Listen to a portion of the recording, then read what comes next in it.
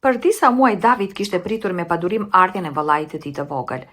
Ideja për të pasur dikë për të luajtur, dikë për të ndarë lodrat dhe sekretet e tij me të, i mbushte zemrën e vogël me emocion. Ai kalonte ditët duke folur me barkun e nënës së tij, duke imagjinuar aventurat në të cilat do të shkonin së bashku. Ai tashmë kishte zgjedhur emra për dinosaurët e tij lodër dhe kishte planifikuar të gjitha lojrat që do të luanin. Çdo natë para gjumit, David krijonte histori të përpunuara se çfarë do të bënin kur të mbrinte vëllai i tij. Ne do të ndërtojmë fortin më të madh në oborin e pasëm, i përshpëriti ai barkut në rritje të Rachel. Dhe unë do të mësoj se si të kapësh xizëllonjat dhe të kërcesh gurët në pellg.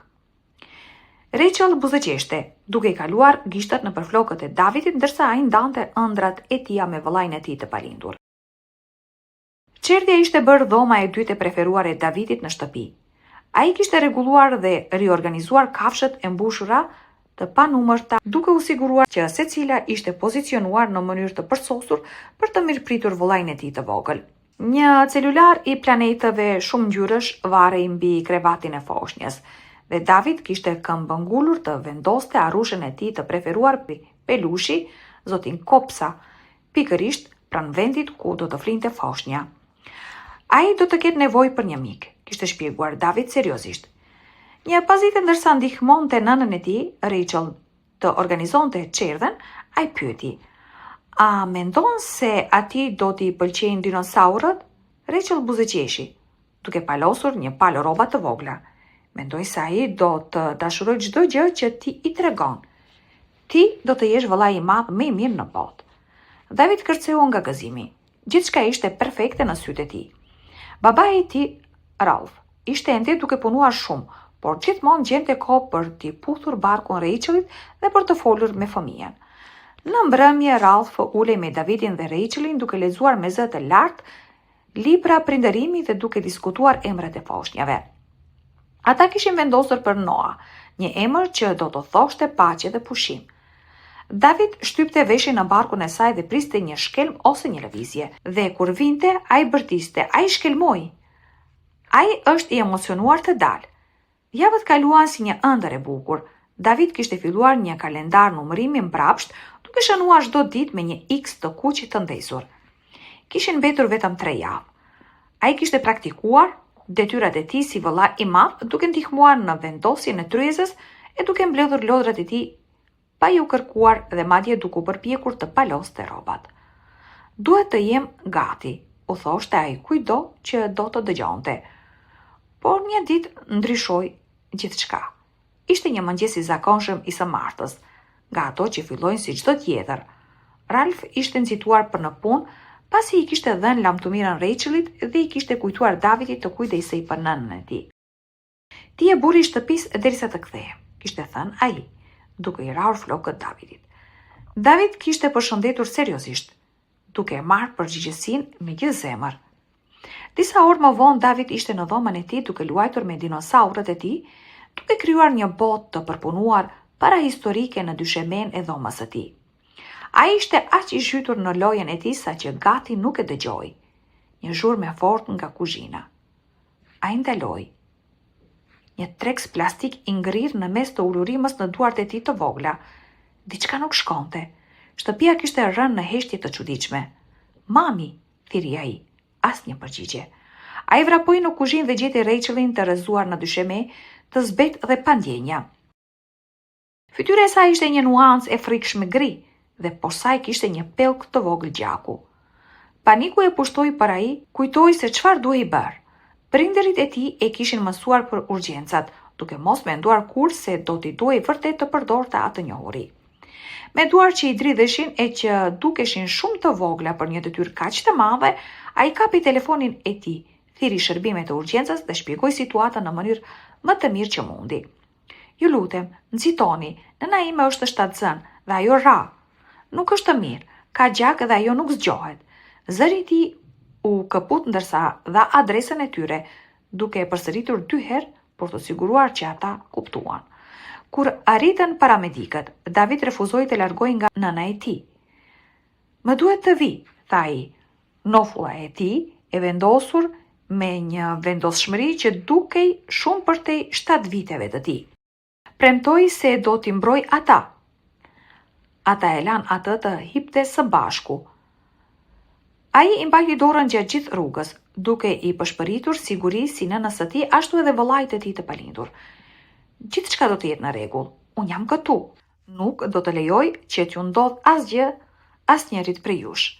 Në spital mjekët e futën Rachelin me shpejtësi në sallën e operacionit. David u përpoq ta ndiqte, por u ndalua nga duart të buta por të vendosura. Ju lutem, u lut ai, më lini të qëndroj me të. Premtova se do të isha aty. Por dyert u mbyllën dhe ai u la pas në korridor steril, figura e tij e vogël e zvogluar nga madhështia e situatës. Shumë shpejt pas kësaj Ralph arriti pa frym dhe i zbet, ende i veshur me rrobat e punës. Ai kishte ngarë si një i çmendur në përqytet.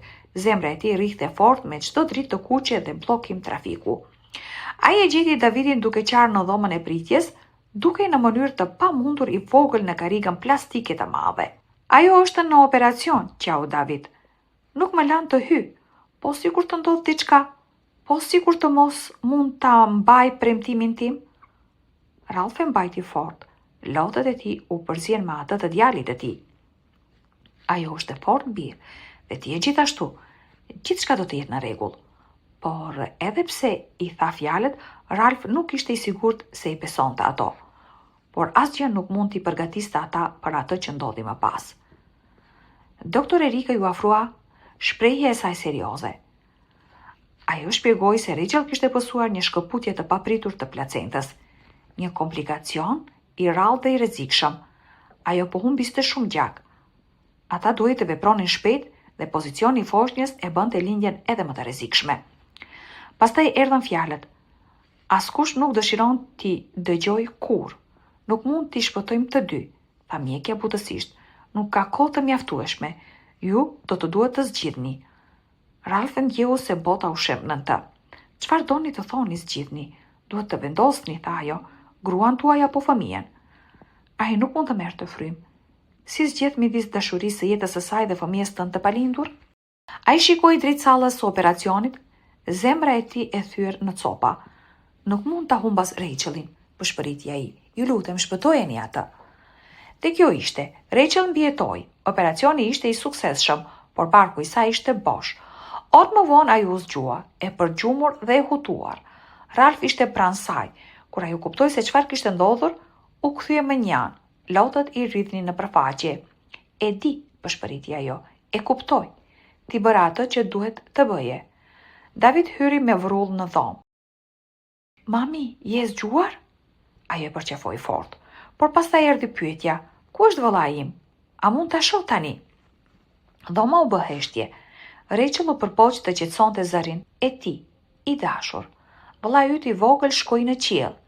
David ngriu. Jo, kjo nuk është e vërtet. Unë premtova se do ta mbroja. Më duhet ta shoh, më duhet. Mjekët hezituan, por përfundimisht ranë dakord të linin familjen të shihte foshnjën.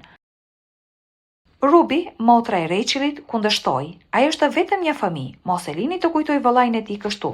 Por Rachel e dinte që David kishte nevojë edhe më shumë se kaq. Ai kishte nevojë të mbante premtimin e tij.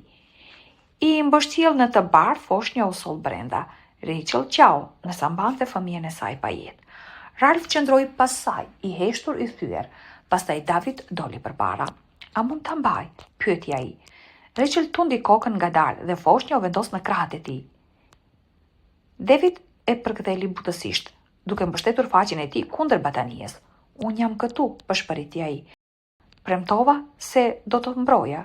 Ti mund të kthehesh tani. Dhe në atë moment ndodhi një tingull i butë, mezi një përshpëritje në fillim, pastaj një e qarë. Të gjithë ngrihen, foshnja lëvizi. Mushkërit e vogla u mbushën me ajër. Krahërori i tij filloi të ngrihej dhe të zbriste. Ai ishte gjallë. Doktor Erika u fut me shpejtësi, duke kontrolluar shenjat vitale, duke thirrur infermierët. Kjo është e pamundur.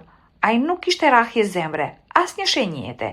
David ngriti syt duke shkëlqyer përmes lotëve. Ju thash që do ta shpëtoja. Rachel qau ndërsa përqafonte fëmijën e saj. Ralph u rrëzua në gjunë. Ruby mbuloi gojën e saj në shok dhe në atë moment spitali diçka që asnjëri prej tyre nuk mund ta shpjegonte, kishte ndodhur, një mrekulli. Ata e emëruan atë Noa, dhe nga ajo ditë David dhe Noa ishin të pandashëm. Dy vëllezër, një premtim, një jetë e kthyer jo përmes mjekësisë, por përmes dashurisë. Dhe ai premtim nuk u thye kurrë. Pra, çfarë mendoni? A ishte fat? Një mrekulli? Apo fuqia e dashurisë së një vëllau?